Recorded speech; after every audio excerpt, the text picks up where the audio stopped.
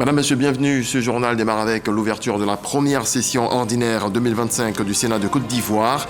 Que va-t-il se passer cette année à la Chambre haute du Parlement? Quel est l'agenda de la présidente du Sénat?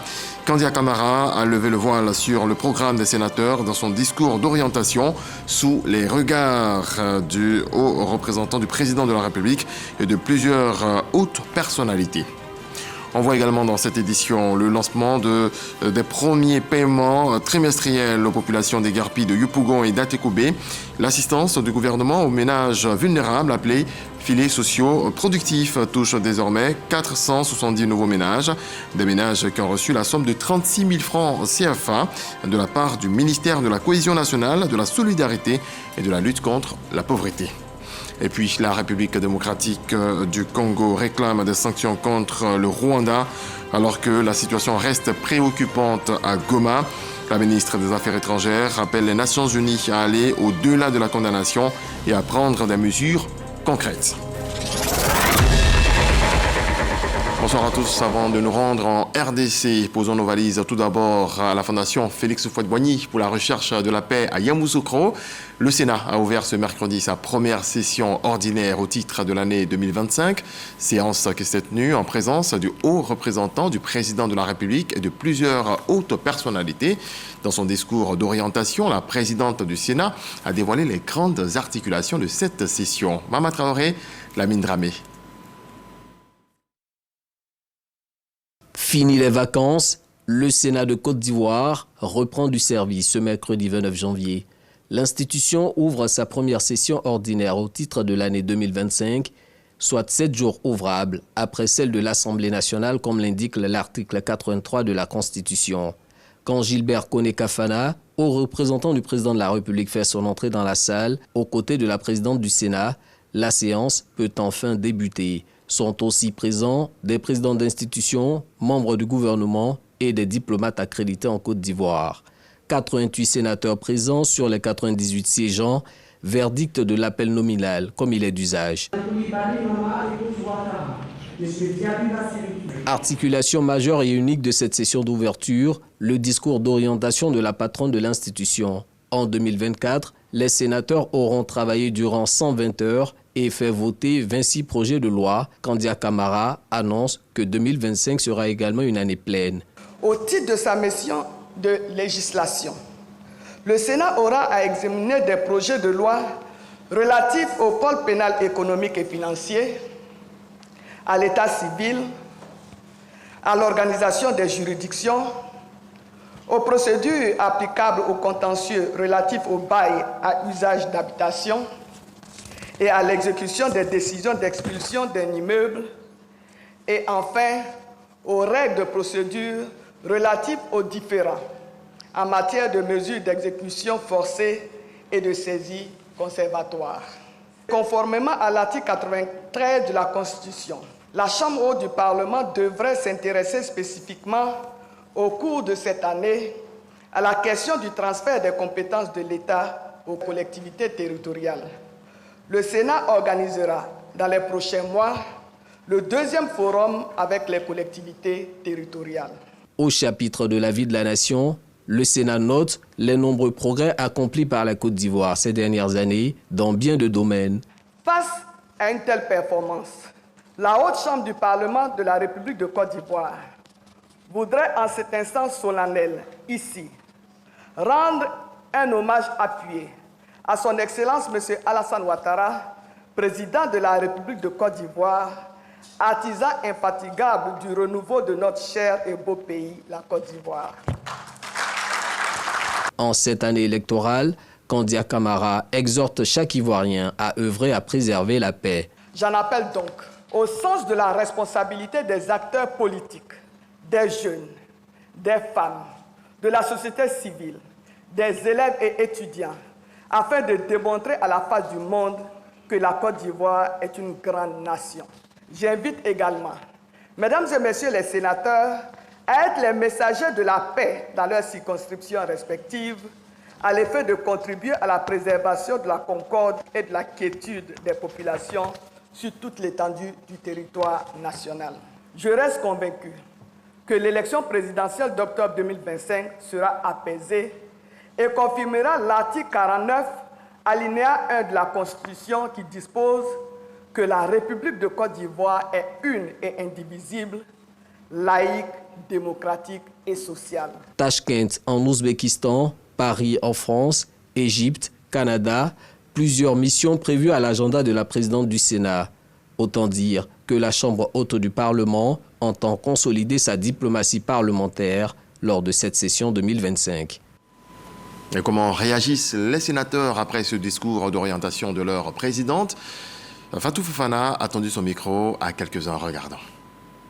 Sans paix, il n'y a pas de développement. Donc la paix est nécessaire pour nous tous. Nous voyons les autres pays qui souffrent, des populations qui se déplacent et nous voulons toujours voir la Côte d'Ivoire en paix, la Côte d'Ivoire qui est au travail. Notre pays fait envie aujourd'hui et nous avons intérêt à le maintenir dans cet état. En tout cas, nous allons l'accompagner dans cette mission pour le rayonnement de la Côte d'Ivoire. Le message qui a été porté par la présidente du Sénat, ce message de paix, je pense que c'est le message de chacun d'entre nous tous. Faisons en sorte que les élections soient transparentes et qu'elles soient apaisées et que le résultat puisse être reconnu de tous. Le non-sénateur lui-même est évocateur d'apaisement, de sérénité, de rassemblement et de paix. Le sénateur incarne aussi la sagesse. À partir de ce moment-là, tous ces atouts leur permettront de répandre autour d'eux tout ce qui est apaisement. Nous nous engageons donc en tant qu'association rattachée à l'institution de pouvoir participer donc à la paix dans ce pays dans cette année électorale. Une année électorale au cours de laquelle les femmes veulent se mettre en évidence et les prémices sont encourageantes. Avec le nombre de femmes sénateurs, elles sont 24. Elles ont attiré l'attention de notre reporter Delphine Ngla qui voit en cela un signal fort. Suivant. Yamsokro, Fondation Félix Houphouët-Boigny, première session ordinaire du Sénat. Coup de projecteur sur la présence des femmes au sein de l'institution. On peut constater qu'au niveau des organes du Sénat, sur 6 vice-présidents, on a 4 femmes. Ça fait un total d'environ 67%. Sur l'ensemble du bureau, qui compte à date 15 membres, nous avons 10 femmes. On a là encore un pourcentage d'environ 67%. Au niveau de la représentativité des femmes dans les organisations interparlementaires, les femmes siègent au Parlement panafricain. Nous avons la sénatrice Dao Gabala. Au Parlement de la CEDEAO, il y a la sénatrice Fanny Moussokura Chantal. À l'UPA, l'Union parlementaire africaine, il y a la sénatrice Dibi Ngoran Béatrice. Au niveau de l'UPC, nous avons les sénatrices Sarah Sako Fadiga et la sénatrice Touré Manenja. Sur les 98 sénateurs en fonction, l'institution compte 24 femmes. Le Sénat se féminise. Ça se féminise dans la sagesse. Quand il y a la femme dans quelque chose, ça ne peut que prospérer. Moi, je suis en charge de l'éducation, la culture et le tourisme. Nous apportons notre contribution à tout ce qui vient comme projet pour que les lois soient votées dans ce sens pour le bien-être de la population ivoirienne. Il y a des projets de loi qui sont neutres. Donc quand c'est neutre, on analyse de manière objective. Mais quand le projet de loi n'est pas neutre, on fait valoir la voix féminine. Notre contribution au niveau du Sénat, c'est de passer partout, de prôner la paix, la cohésion sociale. Nous prenons en fait nos responsabilités et nous sommes dans le développement de notre pays. J'espère que le Sénat se féminisera encore un peu plus. Il faudrait que nous atteignions au moins les 30%. Nous nous sommes donnés comme devoir d'informer nos populations, quel que soit le bord politique, afin que nous ayons cette année, en tout cas, des élections apaisées. La démocratie, ce n'est pas la guerre. Nous devons tous prendre l'engagement d'aller à des élections apaisées, de ne pas susciter la haine et de ne pas susciter de discorde. Les élections qui doivent être apaisées et sans violence. Et c'est le défi que chaque Ivoirien doit relever. Un autre défi à relever cette fois par le gouvernement, c'est la réduction du taux de pauvreté. Hier, il y a eu le lancement des premiers paiements trimestriels aux populations déguerpies de Yopougon et d'Atekoubé. L'assistance du gouvernement aux ménages vulnérables, appelés filets sociaux productifs, touche désormais 470 nouveaux ménages, des ménages qui ont reçu la somme de 36 000 francs CFA. C'est ce que nous apprend Michel Mambo. Un SMS, puis ce sourire qui en dit long sur le contenu du message.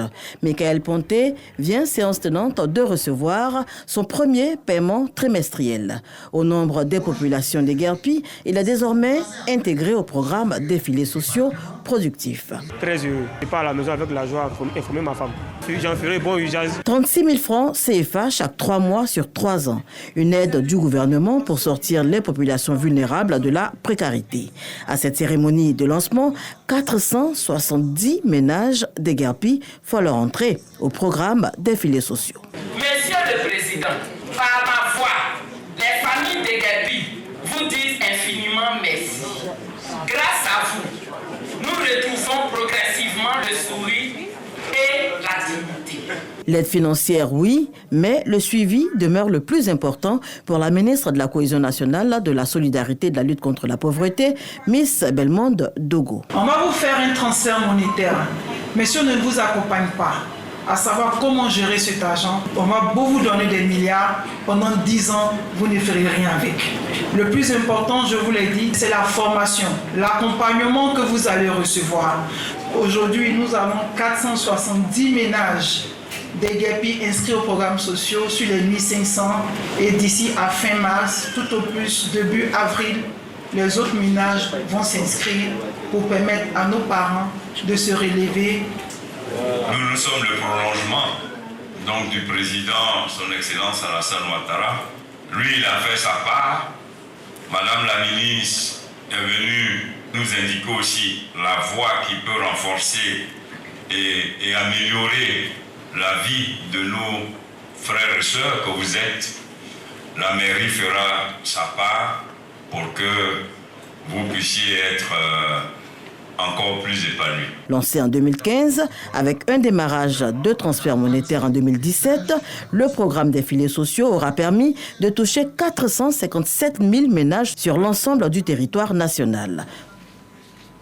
On reste avec les chiffres. En bref, et en image, l'État de Côte d'Ivoire, à travers le ministère de l'Intérieur et de la Sécurité, a procédé aujourd'hui à la remise de 109 véhicules, dont 75 destinés au corps préfectoral et 34 pour la police nationale. Une action qui vient renforcer davantage la proximité avec les administrés, surtout consolider la confiance entre le gouvernement et les populations par le renforcement de la sécurité. Tenue à l'école de police d'Abidjan, la cérémonie de remise a permis au corps préfectoral d'exprimer sa reconnaissance au ministre Vagando Diomandé. On en vient à ce communiqué maintenant émanant de la communauté économique des États de l'Afrique de l'Ouest, CEDEAO. Il est lu par Abou Sanogo. Le retrait du Burkina Faso, de la République du Mali et de la République du Niger de la CEDEAO prend effet à compter de ce jour, le 29 janvier 2025. Toutefois, dans l'esprit de la solidarité régionale et dans l'intérêt supérieur des populations et conformément à la décision de la conférence des chefs d'État et de gouvernement de maintenir les portes de la CEDEAO ouvertes au dialogue, les autorités compétentes à l'intérieur et à l'extérieur de l'ensemble des États membres de la CEDEAO sont priées et tenues de veiller au respect des mesures ci-après. Reconnaître jusqu'à nouvel ordre les passeports et cartes d'identité nationaux portant le logo de la CEDEAO détenus par les citoyens du Burkina Faso, de la République du Mali et de la République du Niger. Continuer à accorder aux biens et services provenant des 3 pays concernés le traitement prévu par le schéma de libéralisation des échanges et la politique d'investissement de la CEDEAO. Permettre aux citoyens des pays concernés de continuer à jouir jusqu'à nouvel ordre du droit de circulation, de résidence et d'établissement sans visa, conformément au protocole de la CEDEAO en la matière. Apporter aux fonctionnaires de la CEDEAO des 3 pays un soutien et une coopération sans faille dans le cadre de leur mission pour la communauté. Cette disposition reste en vigueur jusqu'à l'adoption de la conférence des chefs d'État et de gouvernement de la CEDEAO des modalités complètes de nos relations futures avec les 3 pays. La Commission a mis en place une structure pour faciliter les discussions sur ces modalités avec chacun des 3 pays. Ce message est nécessaire pour éviter toute confusion et toute perturbation dans la vie et les affaires de nos populations pendant cette période de transition. Autre volet de l'actualité à présent, rendez-vous annuel de la finance africaine organisé par Financial Afrique et la BADEA, Banque arabe pour le développement économique en Afrique. Les Financial Afrique Awards sont à leur 6e édition sur les bords de la lagune Ébrié et se déroulent autour des relations stratégiques entre le monde arabe et l'Afrique. On voit cela avec Léon Brou. 28 milliards en 2022 et 50 milliards de dollars sur la période 2023-2030, les volumes respectifs des échanges commerciaux et des investissements entre le monde arabe et l'Afrique. 2 régions d'accord pour renforcer ces liens. Le monde arabe, intéressé par le déficit de financement africain, propose son robuste potentiel financier constitué de fonds et de banques. La première fois, le forum du Financial Afrique Award est placé sous le thème du partenariat entre le monde arabe et l'Afrique. Un Africain sur 5 est citoyen d'un pays arabe et 3 citoyens arabes sur 5 sont africains. Nous sommes appelés à transformer ces relations en relations d'affaires.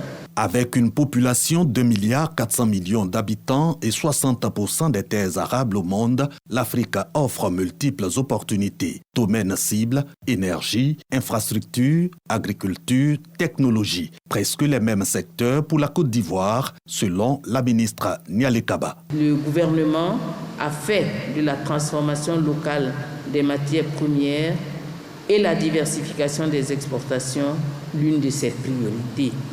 Les secteurs clés pour cette diversification sont, entre autres, l'agro-industrie, l'industrie légère, l'industrie pharmaceutique, l'industrie textile, les activités de services et j'en passe. Quel sera le volume additionnel des investissements arabes en Afrique? La fin du 6e Financial Africa Award, pour le savoir, les travaux en examinent les critères et font noter déjà la bonne gouvernance, la maturité du secteur privé, l'amélioration du climat africain des affaires. Et toujours sur le continent, Mamadou Sangafoua Coulibaly, présent en Tanzanie aux côtés du Premier ministre dans le cadre du sommet des chefs d'État africains et de gouvernement sur l'énergie, a accordé plusieurs audiences à des hommes d'affaires et partenaires financiers prêts à accompagner la Côte d'Ivoire. Herman Guivet nous fait le point. En marge de sa participation à cette première journée du sommet africain de l'énergie, Mission 300, le ministre des Mines, du Pétrole et de l'Énergie, Mamadou Sangafoua Coulibaly, a accordé plusieurs audiences. La première consacrée à Raja Misra, directeur général des investissements du secteur public et institutions financières et fonds mondiaux clients à la Banque asiatique d'investissement pour les infrastructures, région 1. De la Banque asiatique d'investissement. Nous avons discuté bien sûr de nos besoins en investissement au niveau des infrastructures. Ils ont montré leur volonté de nous accompagner et juste après la présentation du pacte national, les équipes techniques vont se retrouver pour sortir de manière concrète les projets sur lesquels ils pourront nous accompagner.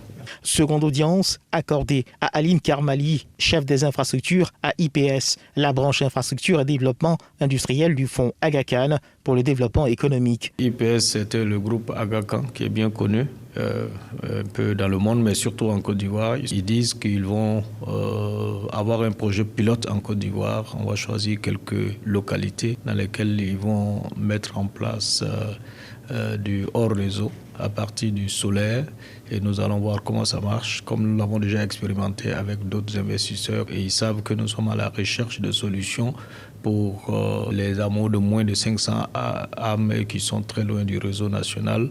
Dernière audience accordée à Xavier Roulant, directeur hors réseau à la direction internationale EDF, Électricité de France. Nous sommes très présents EDF en Côte d'Ivoire. Nous aidons le pays dans sa transition énergétique et nous avons discuté des nombreux projets que nous avons en cours et j'espère à venir en Côte d'Ivoire avec Monsieur le ministre. On a fait le point de notre coopération, notamment la centrale BioVA qui est très avancée et ils nous ont réaffirmé qu'elle sera livrée pour la première tranche bientôt et la dernière tranche avant la fin de l'année, ce qui était quand même quelque chose de très attendu.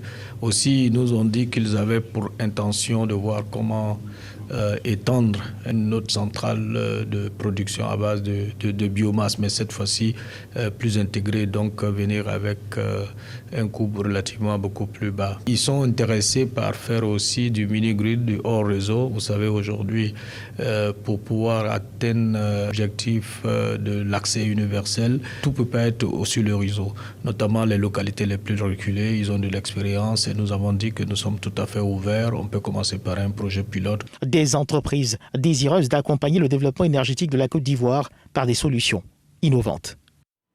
Un retour en Côte d'Ivoire face à la presse ce matin. Le ministre de l'Environnement, du Développement durable et de la Transition écologique a fait la lumière sur la situation de la pollution des cours d'eau et rivières constatée ces derniers temps.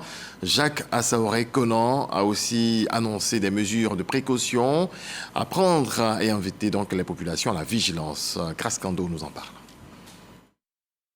La recrudescence de la pollution des rivières et cours d'eau enregistre de nombreuses conséquences, ce qui entraîne une mortalité massive des ressources halieutiques. Plusieurs cas en date, dont la baie de Biétry, la rivière Lélé à Aféry, où il y a eu une pollution par des pesticides, à Mabois 2 sur l'axe Gagnoa-Serio et la pollution du fleuve Cavali.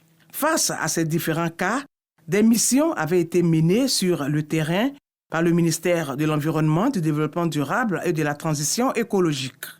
Si la pollution du fleuve Cavali est d'origine accidentelle, les autres cas de pollution sont d'origine criminelle, car ils proviennent de déversements volontaires de produits chimiques nocifs dans les rivières pour pêcher du poisson et les revendre ensuite aux populations, ou des produits issus de l'orpaillage clandestin. Les produits généralement utilisés sont des produits destinés à combattre des organismes considérés comme nuisibles, tels que les plantes, les champignons, les bactéries et les insectes. Au regard de ces différentes situations, le ministre de l'Environnement, du Développement durable et de la Transition écologique invite population et forces de défense à une synergie d'action.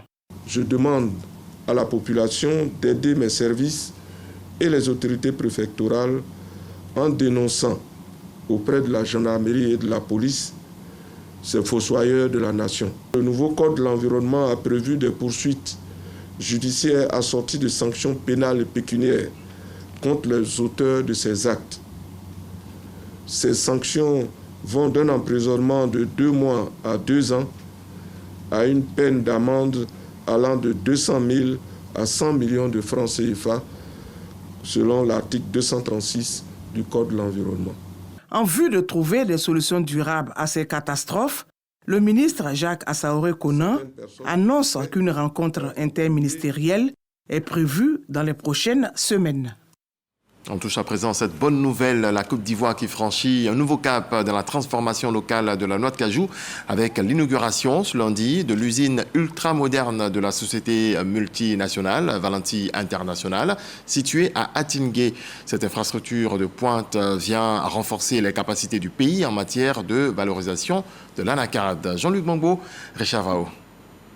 Atingué, à une vingtaine de kilomètres d'Abidjan, accueille désormais l'une des plus grandes usines de transformation de noix de cajou au monde. Un complexe ultramoderne bâti sur 14 hectares par la société Valenti International, avec une capacité de transformation de plus de 45 000 tonnes métriques par an.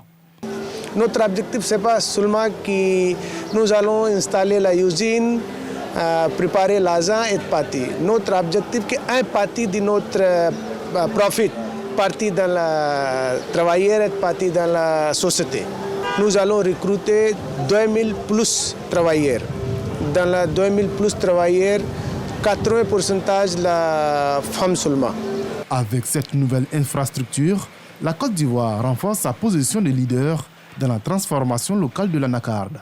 Le pays, qui comptait à peine 77 000 tonnes de capacité en 2014, atteint aujourd'hui une capacité de plus de 574 000 tonnes, soit une progression de 642% en une décennie. Cette capacité additionnelle de 45 000 tonnes qui vient à point nommé devrait permettre à la filière de se rapprocher à son objectif d'au moins 50% de taux de transformation à l'horizon 2030, soit autour de 600 000 tonnes de noix pour transformer. L'État ivoirien continue de soutenir la filière avec la mise en place de conditions favorables aux investisseurs locaux et internationaux. Il y a quelques années, la Côte d'Ivoire avait seulement un taux de transformation de 6%. Aujourd'hui, grâce à la vision et à la politique du président Alassane Ouattara, nous sommes à plus de 36%. Cela, en tout cas, m'amène à lancer à nouveau un appel à l'ensemble des opérateurs économiques nationaux, régionaux et internationaux qu'il faut continuer d'investir en Côte d'Ivoire parce que toutes les conditions sont réunies pour que les investissements soient rentabilisés. La Côte d'Ivoire entend poursuivre sur cette dynamique pour faire de l'anacarde un moteur clé de son industrialisation.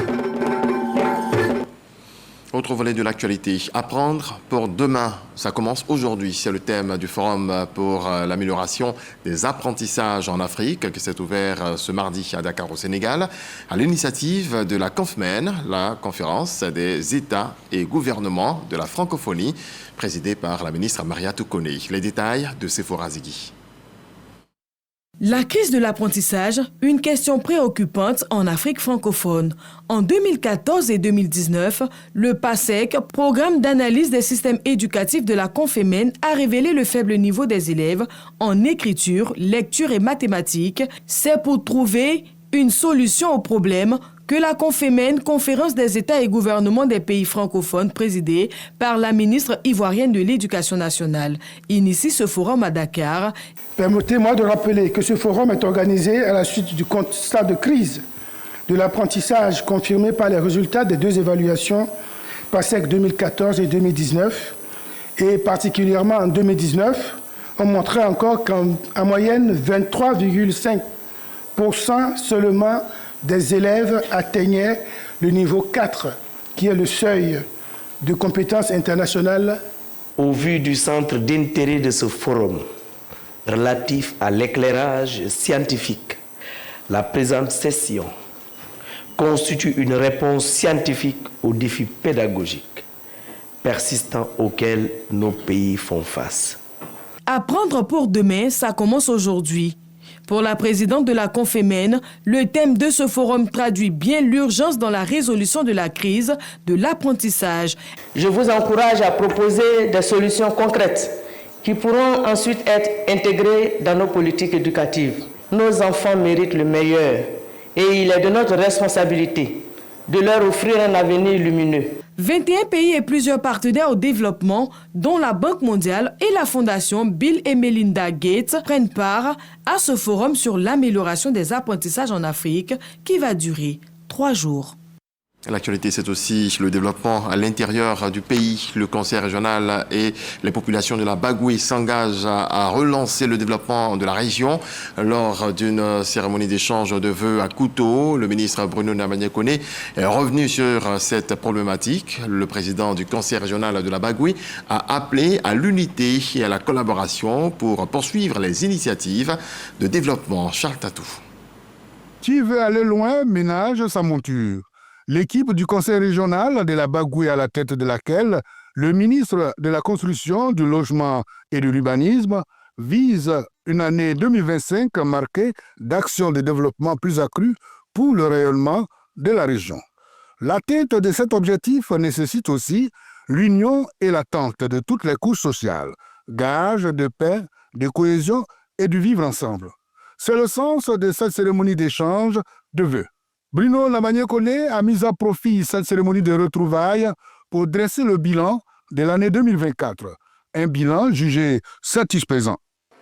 Grâce à vous, grâce à votre soutien, à votre mobilisation, nous avons mené à bon port de nombreux projets dans les domaines de l'éducation, de la santé, de l'agriculture, des infrastructures, du social, etc.